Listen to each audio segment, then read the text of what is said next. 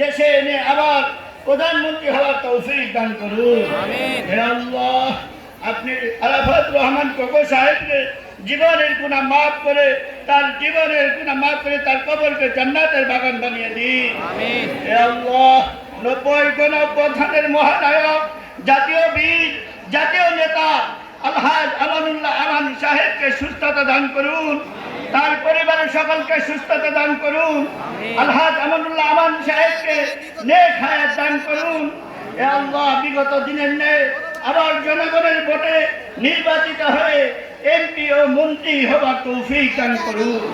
হে আল্লাহ, আমাদের কেরানীগঞ্জের আইডল, কেরানীগঞ্জের মা মাটি মানুষের নেতা, ঢাকা জেলার সাংগঠনিক সম্পাদক, জনতার এমপি ঢাকা 2 ব্যারিস্টার ইরফান ইবনে আমান সাহেবকে সুস্থতা দান করুন, তাকে নেক হায়াত দান করুন।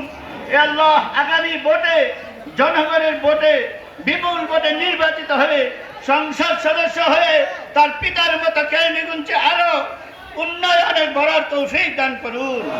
হে আল্লাহ, খাস করে আমাদের শহীদ প্রেসিডেন্ট জিয়াউর রহমানের পরে থেকে বিএনপির যত নেতা কর্মী নিহত হয়েছেন, শহীদ হয়েছেন, তাদের সকলকে কবুল ও মঞ্জুর করিয়া নিন।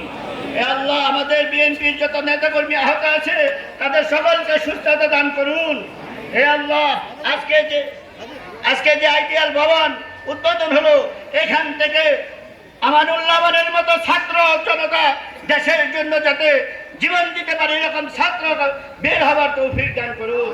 সুবহানা রাব্বিকা রাব্বিল ইজ্জাতি আম্মা ইয়াসিফুন ওয়া সালামুন আলাল মুরসালিন আলহামদুলিল্লাহি রাব্বিল আলামিন। আসসালামু আলাইকুম ওয়া রাহমাতুল্লাহি ওয়া বারাকাতুহু।